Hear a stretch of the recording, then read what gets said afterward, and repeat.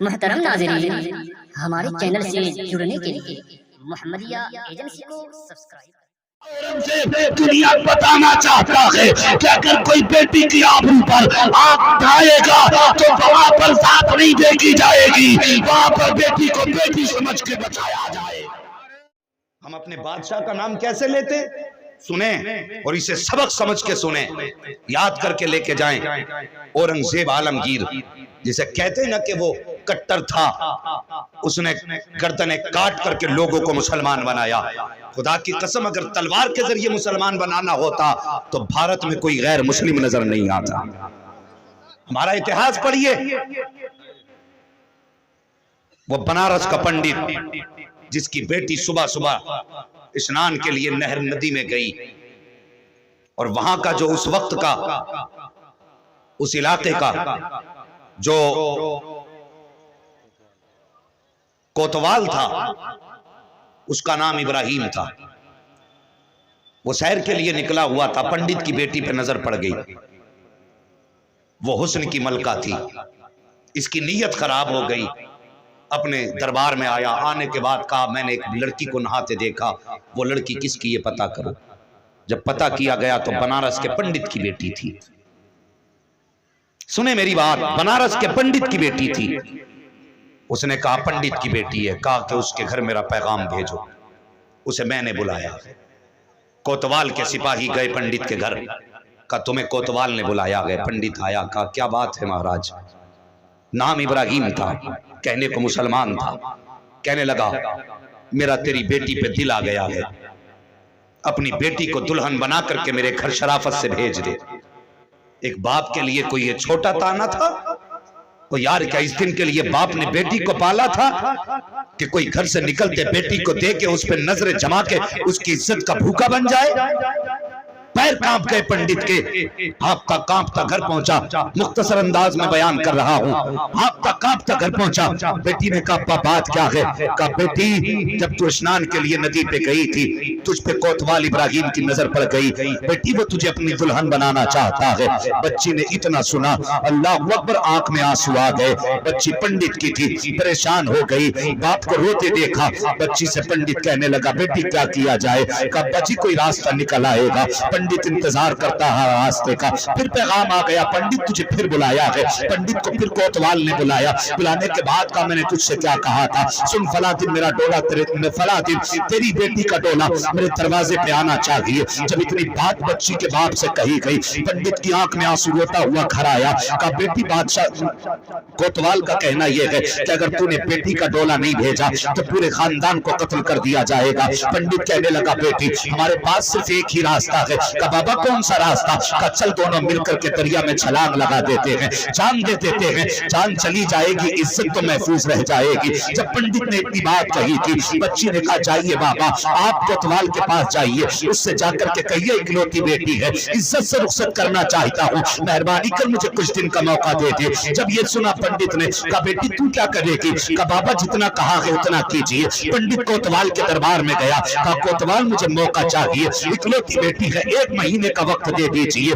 ताकि मैं अपनी बेटी को इज्जत से दुल्हन बनाकर रुखसत कर सकूं, अपने दिल के अरमान निकाल सकूं। जब इतनी बात पंडित ने कहा था और कोतवाल बड़ा खुश हुआ, कहने लगा बड़ी आसानी से मान गया। उसने कहा मैंने तुझे 1 महीने का मौका दिया। जब पंडित घर आया, कहा बेटी मोहलत तो मिल गई है, अब क्या करना है? कहा बाबा चाहिए मुसलमानों के बाजार में चले जाइए, वहां से मुगल शहजादे का एक लिबास ले आइए, एक मेरे लिए सवारी का इंतजाम कीजिए। पंडित बाजार गया, शहजादे का लिबास खरीदा। खरीदने के बाद एक घोड़ा लिया, बेटी की बारगाह में पेश कर दिया। कहा बेटी लिबास हाजिर है, ये सवारी मौजूद है। उस पंडित की बेटी ने वो शहजादे वाला लिबास पहना, मर्दों का लिबास पहना। पहनने के बाद घोड़े पर सवार हुई। पंडित ने कहा बेटी कहाँ जा रही है? कहा बाबा 8 दिन में आ जाऊंगी, अगर ना आ सकी तो सब्र कर लेना, लेकिन जिंदा रही तो 8 दिन के अंदर वापस आ जाऊंगी। जब इतनी बात पंडित ने सुनी, कहा जा कहाँ रही है? कहा बाबा ये राज नहीं खोल सकती। अब सुन प्यारे, इस पंडित की की बेटी ने मुगलों वाला लिबास शहजादे का इसलिए पहना था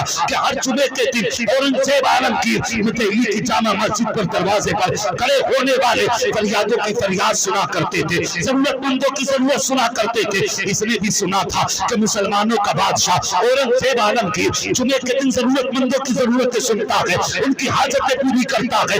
ये सोच करके इसने बनारस से दिल्ली का सफर शुरू किया है और सफर करके जब दिल्ली में पहुंची थी, जुमे का दिन था, जरूरतमंदों की भीड़ लगी थी मस्जिद की पैरियों के आगे, ये भी जाके गर्दन झुका के खड़ी हो गई। उधर से औरंगजेब आलमगीर बाहर निकले, कोई कहता था मुझे पैसे की जरूरत है, का इसकी जरूरत लिखी जाए, कोई कहता था बेटी का निकाह करना है, आप कहते इसकी भी जरूरत लिखी जाए, कोई कहता मुझे फला ने सताया है, आप कहते इसकी भी जरूरत लिखी जाए। उसके बाद नतीजा ये हुआ कि आप पूछते पूछते उस जगह तक पहुंच गए जहां पे पंडित की बेटी खड़ी थी। जहां पंडित की बेटी खड़ी थी, पंडित की बेटी ने हाथ में कागज लिया हुआ था, उसमें कुछ लिखा हुआ था। अब सुनना प्यारे, उस कागज में लिखा हुआ था, हजरत औरंगजेब आलमगीर ने बच्ची के सर पे निगाह, चेहरे पे निगाह डाली, कहा तुम कैसे आए हो? तो बच्ची ने खत आगे बढ़ाया।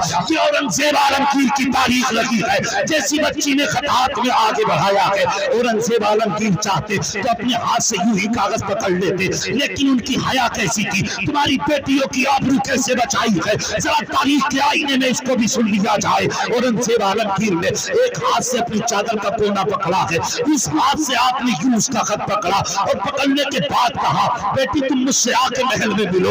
ये कहते आप आगे बढ़ गए हैं और उसके बाद शाम का वक्त आया, ये बच्ची बादशाह के दरबार में गई, कहा बता तो सही बेटी ऐसी कौन सी मुसीबत आ गई है कि एक बेटी को बेटे का लिबास पहन के आना पड़ा है। इतना सुनना था, पंडित की बेटी चीख मार के रोने लग जाती है। कहा बात क्या है बेटी? बच्ची ने कहा महाराज बात ये है कि आपका जो कोतवाल इब्राहिम है वो मेरी आबरू लूटना चाहता है, हमने उससे इतने दिन का वक्त लिया है, अगर टोला उसके दरवाजे पे नहीं पहुंचा तो हमें कत्ल कर दिया जाएगा। औरंगजेब आलमगीर ने इतना सुना, बच्ची के सर पे हाथ रखा, कपड़े के सहारे हाथ रखा, कहा बेटी वो मत आंसू पोंछ ले, बेटी वो मत आंसू पोंछ ले। 2 मरतबा आपने यहाँ बेटी कहा और 3री मरतबा आपने दिल्ली की जामा मस्जिद की पैरी पे बेटी कहा था। उसके बाद बच्ची कहती है महाराज मेरे लिए क्या हुक्म है? फरमाते चाह जैसे मेरा कोतवाल कहता है वैसा ही किया जाए, जिस तारीख में डोले की बात की है उसी तारीख में तेरी डोली उठ करके कोतवाल के दरवाजे पे जानी चाहिए कि बच्ची रोने लग जाती है। कहती बनारस से दिल्ली का सफर किया, बड़ी परेशानियों में आई थी महाराज, ये सोच के आई थी कि मेरी मुसीबत का इलाज मिलेगा, लेकिन आपने तो ये कह दिया है जैसा मेरा कोतवाल कहता है वैसा ही किया जाए। बच्ची ने जब इतना सुना है, बच्ची रोती हुई वापस आती है, आंसू साफ किए हैं, घोड़े पे बैठी बनारस आ जाती है। कहा बेटी बता तो सही कहाँ गई थी? बच्ची कहती बाबा मैं मुसलमानों के बादशाह औरंगजेब आलमगीर के पास गई थी। कहा हुआ क्या? कहा बाबा क्या कहूँ,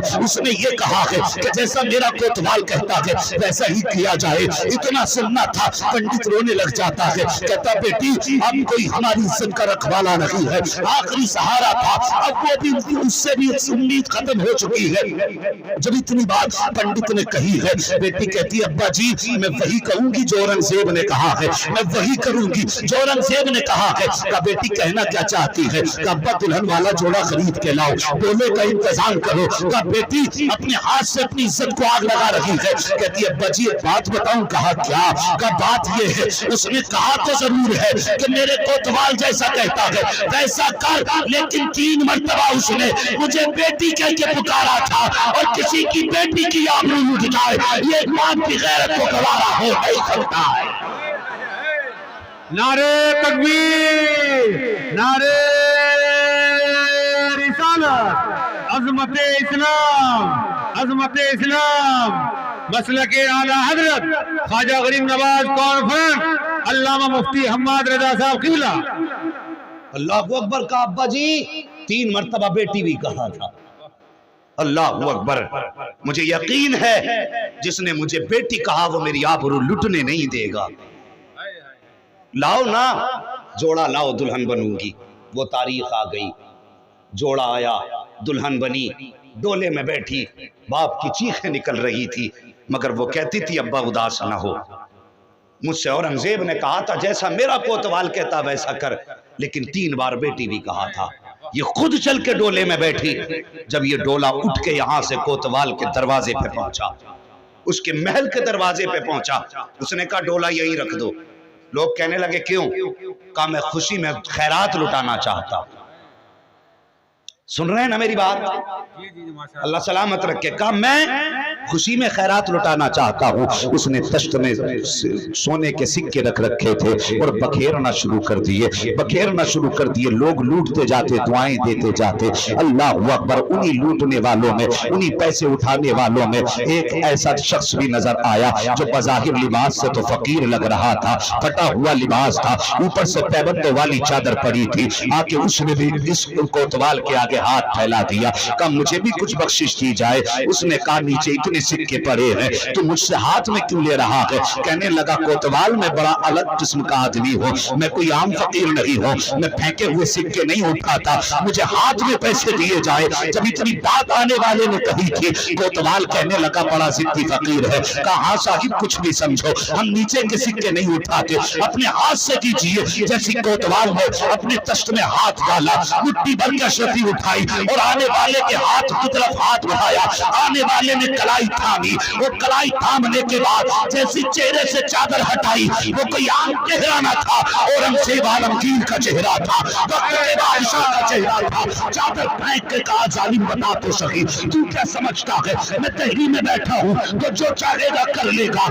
अल्लाह अकबर। फौरन आपके कहने पर इस कोतवाल को गिरफ्तार किया गया और इसके साथ ये सजा दी गई कि इसको दो हाथियों में बांधा गया, एक पैर एक हाथी में, दूसरा पैर दूसरे हाथी में। और ऐलान किया औरंगजेब ने कि आज औरंगजेब दुनिया बताना चाहता है कि अगर कोई बेटी की आबरू पर आंख उठाएगा तो वहां पर साथ नहीं देखी जाएगी, वहां पर बेटी को बेटी समझ के बचाया जाए। नारे तकबीर, नारे रिसालत, अज़मत इस्लाम, ख़वातीन इस्लाम, नारे तकबीर।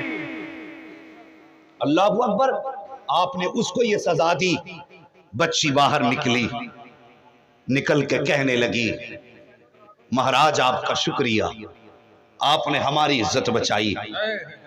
तो औरंगजेब आलमगीर ने कहा था बेटी यह एहसान नहीं, हर बाप का फर्ज होता है बेटी की इज्जत की हिफाजत करे। हमने तो तुम्हारी बेटियों को अपनी बेटियां समझा। अल्लाह अकबर। जब निकले ना, बच्ची कहने लगी महाराज मेरे घर चलें, आपने इज्जत बचाई, मेरे घर चलें। औरंगजेब आलमगीर कहने लगे बेटी प्यास बड़ी तेज की लगी है, मुझे पानी पिला दे। तो बच्ची कहने लगी कुछ खा लें। फरमाने लगे नहीं बेटी, जिस दिन से तू मेरे पास से आई है और तूने अपना दुख बयान किया था, उस दिन मैंने कसम खाई थी कि उस दिन तक पानी नहीं पीऊंगा जब तक इस बेटी के साथ इंसाफ नहीं कर दूं। अल्लाह अकबर। फरमाते हैं जब से तू मेरे पास से आई है बेटी, मैंने उस दिन से पानी नहीं पिया। बच्ची कहने लगी महाराज मुझे पता था कि तुम मुसलमानों के सुल्तान हो, मैंने अपने घर में आपके लिए एक अलग जगह नमाज के लिए तैयार की है। वाह वाह वाह वाह। पंडित की बेटी ने कहा मुझे पता था बाबा तुम आओगे, मैंने आपके लिए अलग जगह तैयार की थी, चले मेरे घर। औरंगजेब आलमगीर आए, उसने एक चबूतरा बनाया था मिट्टी का ऊंचा करके, उसको साफ करके रखा था। वहीं पर औरंगजेब आलमगीर ने शुक्रिया के सजदे अदा किए। अल्लाह अकबर। जब सजदे अदा किए ना, तो पंडित ने उसी वक्त औरंगजेब आलमगीर के नाम से उस जगह पे मस्जिद तामीर कराई। वाह वाह वाह वाह। आज भी वो मस्जिद बनारस में मौजूद है, आज भी उस मस्जिद का मुतवल्ली पंडित के खानदान का होता है। ये हमारा दौर रहा है। आज हमारी बेटियों के बुर्के उतरवाने वालों, तुम्हें हया तक नहीं आई और तुमने किसकी बेटी के सर से दुपट्टे उतार दिए? जिसकी बारगाह में हातिम बिन ताई की बेटी लाई गई, उसके सर पे दुपट्टा न था। मेरे हुजूर ने मुजम्मिल वाली चादर डाल के कहा था बेटी बेटी होती है, चाहे वो मोमिन की बेटी हो चाहे काफिर की बेटी। तुम्हें हया तक नहीं आई? हमने बेटियों को कैसे इज्जतें दी हैं। खुदारा ये जुल्म ना करो, वरना याद रखो हर जुल्म का एक दिन अंत होता है। और जब जालिमों की रस्सी खींची जाती है, फिर कोई बचाने वाला, जोर से बोलें बचाने वाला इतनी जोर से बोलो दुनिया को पता चले हुजूर के गुलाम जाग गए हैं। बचाने वाला नहीं होता है। अपने बढ़ते कदमों को रोको और हमारी बेटियों की आबरू की तरफ निगाहें ना उठाओ, वरना तुम जानते नहीं, खुदा की कसम ये कौम भी जिंदा, इस कौम का मजहब भी जिंदा है, इस कौम का कुरान भी जिंदा है, इस कौम का रसूल भी जिंदा है, इस कौम का खुदा भी जिंदा है। हम कोई लावारिस नहीं है। जैसा चाहो हमारी बेटियों को टारगेट कर दो। खुदा की कसम हमारा रसूल ऐसा है कि खंजर चले किसी पे तड़पते हैं हम अमीर, सारे जहां का दर्द हमारे जिगर में है। हाँ, ये मत समझना हमारे हुजूर को खबर नहीं, हुजूर की जात तो बहुत बड़ी है। बस थोड़ी देर और बर्दाश्त करें। बहुत अच्छा आप सुन रहे हैं, बस क़िबला दुआएं चाहिए। मैं एक बात बताने लगा हूँ, अल्लाह वालों की महफिल में आके बैठे हो, इनसे सच्ची यारियां कर लो, इनसे सच्ची दोस्ती कर लो। एक बुजुर्ग हुए हैं अल्लामा ख्वाजा बहाउद्दीन नक्शबंदी रहमतुल्लाहि ताला अलैह, बुखारे के रहने वाले थे। जब बुखारे के रहने वाले, और आपने देखा होगा वलियों की तो अलग ही शान होती है ना, जब वो कहीं से गुजरते हैं कोई बताए ना बताए आशिकों का हुजूम लग जाया करता है। सरकार मुफ्ती आजम किसी अजनबी जगह से भी जाते थे ना, तो लोगों को खुशबू बता देती थी कि आला हजरत का बेटा गुजर के जा रहा है। हाँ, और नहीं देखा कि ताजुश्शरिया अगर किसी गली से गुजरते या किसी शहर से गुजरते तो कोई ऐलान नहीं होता था, कोई खबर नहीं होती थी, आपके आने की देर होती थी, आशिकों की भीड़ लग जाया करती थी। तो ये अल्लाह वालों की अलग शान होती है। जब वो चलते हैं ना तो अल्लाह की रहमतें आवाज देती हैं, उठो दीवानों, हमारा महबूब गुजर के जा रहा है। फिर जब उसकी सदाएं आती हैं तो फिर क्या होता है, फिर आशिकों की भीड़ लग जाती है। ख्वाजा बहाउद्दीन नक्शबंदी रहमतुल्लाहि ताला अलैह, आप एक बस्ती से गुजर के जा रहे थे, एक बस्ती से आप गुजर के जा रहे थे ना, तो कुछ लोगों ने देखा हजरत जा रहे हैं, तो भीड़ लग गई मुरीदों की, घेर लिया, बैठा लिया, जंगल में ही बैठा लिया हजरत को, बस्ती के बाहर चारों तरफ से घेर के खड़े हो गए। इत्तेफाक से उसी रास्ते से गैर मुस्लिम लड़की गुजर के जा रही थी। समझ गए? समझ गए ना मेरी बात? गैर मुस्लिम लड़की गुजर के जा रही थी। उस बच्ची ने लोगों की भीड़ देखी। बच्चे होते ही अजीब है ना, कहीं भी अगर भीड़ देखे तो ये कोशिश करते हैं ये लगी क्यों है, यहां पे इतने लोग क्यों हैं। उसने एक हाथ पकड़ के कहा, चाचा का बेटी बोलो ये भीड़ क्यों है? उन्होंने कहा ये मुसलमानों के पीर आए हुए हैं। वाह वाह वाह, मुसलमानों के पीर आए हुए हैं, जोर से मुसलमानों के पीर आए हुए हैं। बच्ची कहने लगी, बेटे बाबा जी ये पीर होते कौन है? कहने लगी, बेटे हम तुम्हें कैसे बताएं पीर कौन होते हैं, जाओ वो वहां बैठे हैं उन्हीं से जाके पूछ ले। क्या बात है। बच्ची लोगों को हटाते हुए ख्वाजा बहाउद्दीन नक्शबंदी की बारगाह में पहुंच गई। देख के कहने लगी, बाबा जी आप पीर हो? फरमाने मुस्कुरा के फरमाने लगे, जी। बच्ची कहने लगी, बाबा बताओगे पीर कौन होते? तो अब हर सुन्नी बोलेगा सुभान अल्लाह। ख्वाजा बहाउद्दीन का जवाब सुने। बच्ची ने कहा, बाबा ये पीर कौन होते हैं? तो ख्वाजा बहाउद्दीन बुखारी रहमतुल्लाहि ताला अलैह कहते हैं, बेटी पीर वो होते हैं जो मुसीबत की घड़ी में काम आया करते हैं।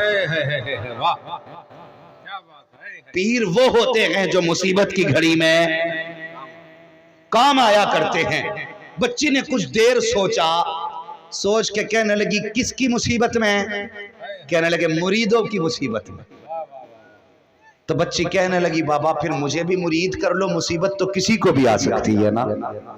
मुस्कुरा के कहने लगे, बेटी मुरीद वही होता है जो हमारे मजहब का होता है। बच्ची ने कहा, आपके मजहब के लिए क्या करना पड़ेगा? कहने लगे, मेरे हुजूर का कलमा पढ़ना पड़ेगा। अल्लाह अकबर। ये अल्लाह वालों की मीठी बातें थी, जिनके लहजे से लोग मुसलमान हो जाया करते थे, जिनकी बातों से लोग कलमा पढ़ लिया करते थे। बच्ची कहने लगी, बाबा फिर मुसीबत तो किसी को भी आ सकती है ना, फिर मुझे भी मुसलमान करके मुरीद बना रहे। आपने कलमा पढ़ाया, बच्ची को मुरीद किया। बच्ची जाने लगी, कहने लगी, बाबा वादा तो सच्चा है ना तेरा, मुसीबत के वक्त काम तो आओगे ना? बच्ची ने कहा, बेटी, बाबा ने कहा, बेटी पुकार लेना, जब मुसीबत का वक्त आएगा तेरा पीर तेरे काम आ जाएगा। बोल दो जरा सुभान अल्लाह। तेरा पीर तेरे काम आ जाएगा। जब बच्ची ने इतना सुना चल पड़ी। अल्लाह अकबर, बच्ची समझदार थी, यहां से गई जैसी पीर की बैगत की और उस पर सिलसिले का फैज जारी हुआ, सिलसिले नक्शबंद का फैज जारी हुआ। बच्ची की नौकरी बादशाह के दरबार में लगी और उसके अच्छे अखलाक की वजह से, बुजुर्गों के फैज की वजह से उसने इतनी तेजी से तरक्की की। जितनी खादमाएं बादशाह के दरबार में थी वो सबसे अफजल हो गई। जब सबसे अच्छी हो गई, बादशाह ने उन्हें सबके ऊपर निगरां मुकर्रर कर दिया। तो जितनी पहली पुरानी औरतें थी, इनको हसद बड़ी जल्दी हो जाया करता है। कहने लगी, अच्छा हम इतने दिन से काम कर रहे हैं और ये 4 दिन से आई है बच्ची, ये हमारे सरों के ऊपर मुकर्रर कर दी गई। उन्होंने प्लानिंग की कि किसी तरीके से इस बच्ची को यहां से निकाला जाए। अल्लाह अकबर। फिर क्या किया, बादशाह के दरबार का हार चुराया, हार की चोरी बच्ची के ऊपर लगा दी। जब बच्ची पे हार का इल्जाम लगा, बादशाह ने बच्ची को तलब किया, कहा तुझ पर ये इल्जाम है, तूने मेरा हार चुराया है, तेरे पास कोई गवाह है? बच्ची कहने लगी, मेरे पास तो कोई गवाह नहीं, मेरी सफाई का कोई गवाह नहीं। कहा चोरी के गवाह कौन है? जिन औरतों की प्लानिंग थी उसको निकलवाने की, वो खड़ी हो गई, मेरे सामने चुराया है, मेरे सामने चुराया है। अल्लाह अकबर। बच्ची की तरफ बादशाह ने देखा, कहा है कोई सबूत तेरे पास सफाई का? बच्ची की आंख में आंसू आ गए। अब वो सफाई में किसे पेश करे, मगर वो परेशान नहीं थी, आंख में आंसू जरूर थे। बादशाह ने कहा उठा के इसे कैद में डाल दो और 8 दिन के बाद इसे सजाए मौत दे दी जाए। अल्लाह अकबर। बच्ची को उठाया गया, कैद के अंदर डाल दिया गया। एक दिन गुजरा रोते रोते, दूसरा दिन गुजरा रोते रोते, तीसरा दिन गुजरा रोते रोते। बच्ची को याद आया कि अरे एक दिन बाबा मिले थे जिन्होंने कलमा पढ़ाया था और ये कहा था पीर वो होता है जो मुसीबत के वक्त काम आया करता है। बच्ची रो के कहती है, बुखारे वाले बाबा तूने कहा था मुसीबत में काम आऊंगा, आज देख मैं मौत के करीब जा रही हूँ, बता तो सही तू कब आएगा? जब तीसरा दिन भी गुजर गया, चौथा दिन भी गुजर गया, लेकिन कोई नहीं आया। 8 दिन गुजर गए। अल मुख्तसर के वो वक्त भी आया जब बच्ची को किले के ऊपर ले जा करके दीवार से नीचे धक्का देना था। आते फौजी बच्ची को पकड़ा, लेकर के चलने लगे। बच्ची मुड़-मुड़ के किसी का रास्ता देख रही थी। सिपाहियों ने कहा बता तो सही किसकी राहें तक रही है, किसका रास्ता देख रही है? 8 दिन हो गए, कोई तुझसे मिलने तक नहीं आया, तू किसको देख रही है? बच्ची ने रो के कहा था, कोई तो मेरा भी है जिसकी मैं राहें तक रही हूँ, कोई तो मेरा भी है जो मुझसे वादा करके गया था। अल्लाह अकबर। बच्ची ने पैरी चलना शुरू की है, चलती जाती, रोती जाती, रुख बुखारा की तरफ करती, कहती जाती, बुखारे वाले बाबा कहीं देर ना हो जाए, कहीं देर ना हो जाए, कहीं देर ना हो जाए। ये कहते कहते बच्ची दीवार तक पहुंच गई।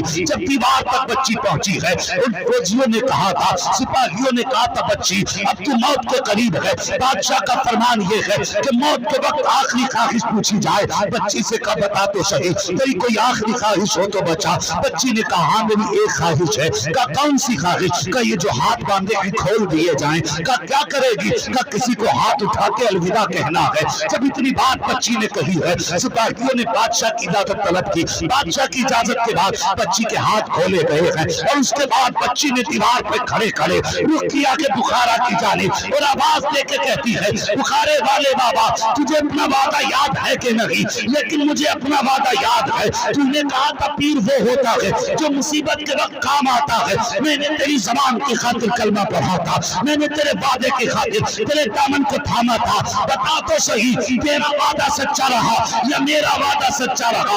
उसके बाद बच्ची ने कहा था तेरी नीत तू जाने, मेरी नीत तो ये कि मैं वादा निभा के जा रही हूँ। हाथ उठा के कहा खुदा हाफिज। फिर उसके बाद बच्ची के हाथ बांधे गए और जब बच्ची को धक्का दिया गया, बच्ची की जबान से चीख निकली, आ बुखारे वाले बाबा अब कब आएगा? इतना कहना था, बच्ची की आंख दहशत से बंद हुई। उसने आज जमीन ऊपर से नीचे का सफर तय किया। बच्ची कहती है जब ऊपर से चली थी तो आंख बंद हो गई थी, जब आंख खुली थी तो जमीन पे नहीं थी बल्कि किसी आने वाले ने अपने हाथों में संभाल रखा। नारे तकबीर, नारे रिसालत, फज़ाइले औलिया किराम, फज़ाइले औलिया किराम, करामाते औलिया हजरत अल्लामा मुफ्ती हम्माद रज़ा साहब क़िबला। अल्लाहु अकबर। आंख खोली तो देखा कोई और नहीं, बुखारे वाला बाबा मुस्कुरा रहा है। बच्ची ने रो के कहा बाबा तुम कब आए? तो उन्होंने कहा था चूं अज चवारा आमदी मन अज बुखारा आमदम। हाँ, चूं अज चवारा आमदी मन अज बुखारा आमदम। आपने फरमाया बेटी जब तू महल की ऊपर वाली दीवार के से नीचे की तरफ चली थी तब मैं बुखारा से चला था, तब मैं बुखारा से चला था। कहने लगी बाबा इतनी जल्दी आ गए? मुस्कुरा के कहने लगे बेटी अभी आने में देर लग गई, कयामत में आवाज देना तेरी पहली सदा पे हाजिर हो जाऊंगा। और पीर तो पीर होता है, पीर तो पीर होता है, यूं तो नहीं बिक जाता ना कोई किसी के हाथ में, बहुत सोच समझ के हाथ में हाथ दिया जाता है। हाँ, बहुत सोच समझ के हाथ में हाथ दिया जाता है। अल्लाह सलामत रखे इस आशिकों के मजमे को, अल्लाह तुम्हारी नस्लों को आबाद रखे। नसीब की बात है जो गरीब नवाज की महफिल सजा के बैठे। हाँ, ये नसीब की बात है कि उनसे निस्बत कायम कर रखी है। मेरे गरीब नवाज अताए रसूल हैं, हुजूर का तोहफा है हिंदुस्तान के लिए गरीब नवाज। हाँ, ये हमारा नसीब नहीं कि हमारे कलमा पढ़ाने के लिए मुस्तफा ने स्पेशल गरीब नवाज को भेजा और अपने बेटे को भेजा। अल्लाह अकबर। और कैसे भेजा? ख्वाजा गरीब नवाज, ख्वाजा उस्मान हारूनी या हरवनी जो भी आप कह लें, आपके साथ अपने पीर और मुर्शिद के साथ एक बार मक्का शरीफ गए, काबे का तवाफ किया। आवाज आई अब्दुल कादिर हमने तुझे, आवाज आई मोइनुद्दीन हमने तुझे कबूल कर लिया है। उस्ताद कहने लगे बेटे मकबूलियत तो हो गई है लेकिन सनद मदीने से मिलेगी। वहां से सफर मुस्तफा के मदीना शरीफ का किया, वहां जाके सलाम किया, हाजिरी हुई, उसके बाद वापस आ गए। फिर दोबारा अपनी मर्जी से गरीब नवाज शहर मदीना गए, अपनी मर्जी से मस्जिद नबवी में बैठे थे। जो वहां के खादिम थे हुजूर के रोजे के, उन्हें हुक्म हुआ कि जाओ मेरे मोइनुद्दीन को बुला के लाओ, मेरे मोइनुद्दीन को बुला करके लाओ। वो आए, कहने लगे मोइनुद्दीन कौन है? वहां पे कई सारे मोइनुद्दीन थे। और गरीब नवाज सोचने लगे क्या बात है। लोगों ने पूछा क्या गए? कहा हुजूर बुला रहे हैं। तो गरीब नवाज के जहन में ये थी कहां मैं और कहां हुजूर की चौखट। गर्दन झुका के बैठे रहे, अपनी जगह से नहीं गए। दूसरे लोग चले गए। आवाज आई मैंने इनको नहीं बुलाया, मोइनुद्दीन चिश्ती को बुलाया। फिर हुक्म हुआ कि आपको मुस्तफा ने बुलाया है।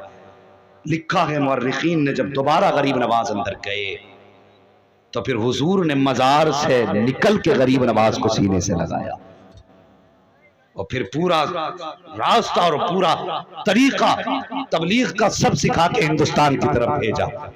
फिर गरीब नवाज हिंदुस्तान आए। अल्लाह अकबर।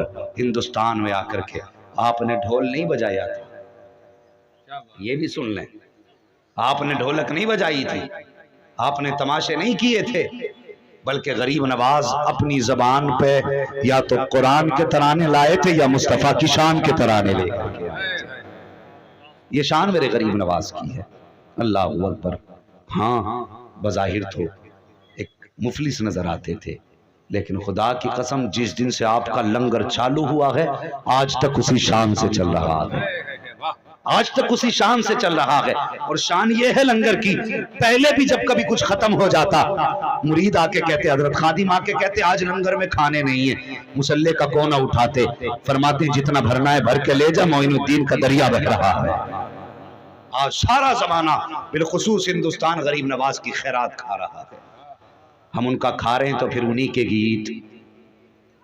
के गीत गा रहे हैं। गरीब नवाज भारत में तशरीफ लाए। और एक बात और बता दूं, अक्सर ये जो ओहदेदारान होते हैं ना, विधायक नेता, इनकी अल्लाह वालों से बनती क्यों नहीं है? इसलिए नहीं बनती अल्लामा सरदार अहमद साहब कि वो बहुत कोशिश करके लोगों के दिल नहीं जीत पाते, वो बहुत कोशिश करके लोगों के दिल नहीं जीत पाते, और अल्लाह वाले टूटी चटाई पर बैठ करके लोगों के दिलों में जगह बना लेते। वाह वाह वाह। हाँ, इमाम ज़ैनुल आबिदीन इमाम सज्जाद, मेरे हुसैन का शहजादा, करबला की बची हुई अमानत। जब आप करबला से वापस आ गए, आपने दुनिया छोड़ करके तन्हाई में सुकूनत इख्तियार कर ली, जंगलों में बैठ के याद इलाही में मसरूफ रहते थे। जंगलों में बैठ करके। हाँ, सुलेमान बिन अब्दुल मलिक का दौर था, जंगलों में बैठे थे, लेकिन उसे टेंशन ये थी मैं बादशाह हूं, लेकिन लोग इज्जत ज़ैनुल आबिदीन की करते। उसने कहा क्यों ना इन्हें अपनी हुकूमत में शामिल कर लूं, जो लोग इनके हैं वो भी मेरे हो जाएंगे, जो मेरे वो तो है ही मेरे। उसने खबर भेजी, कहा जाओ ज़ैनुल आबिदीन से कहो हमने बुलाया है। जब खबर लेके कासिद गया कि तुम्हें उसने बुलाया बादशाह ने, तो आपने कहा जाओ उससे कह दो हमने दुनिया छोड़ दी है, हमें अपने रब की इबादत में रहने दे। इनकार कर दिया, उसे गुस्सा आ गया। उसने फौजी भेजे और कहा कि तुम नहीं जानते हो, तुमने अपने बाप का सुलूक नहीं देखा कि पहले तुम्हें कैदी बनाया था यजीद के सिपाहियों ने, अगर अब भी नहीं मांगोगे तो मेरे सिपाही कैदी बनाएंगे। फरमाने लगे जो तुझे करना है कर ले, हमें तेरी दुनिया से कोई लेना देना नहीं। आपको फिर कैद किया गया, हाथों में हथकड़ी डाल करके फिर बादशाह के दरबार में पेश किया गया। बादशाह कहने लगा देख ली अपनी औकात। सुने उसके जुमले, कहा तुमने देख ली अपनी औकात, मैंने कहा था मैं तुम्हें कैद करके उठवा लूंगा। फरमाने लगे जा हमारे मुंह न लग। बड़ी सादगी से फरमाया हमारे मुंह न लग, तू हमें जानता नहीं है। उसने कहा क्या कर लोगे, क्या कर लोगे? जैसे इतना कहा ना क्या कर लोगे, इमाम ज़ैनुल आबिदीन को जलाल आ गया। आपने यूं हथकड़ियों की तरफ देखा, वो टूट के पानी की तरह जमीन पे बहने लग गए। कांप गया बादशाह, कहने लगा ये क्या है?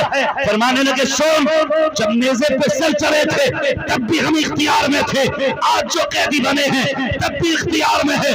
फर्क ये है जो भी करते हैं अपनी मर्जी से नहीं, पैदा करने वाले खुदा की मर्जी से किया करते हैं।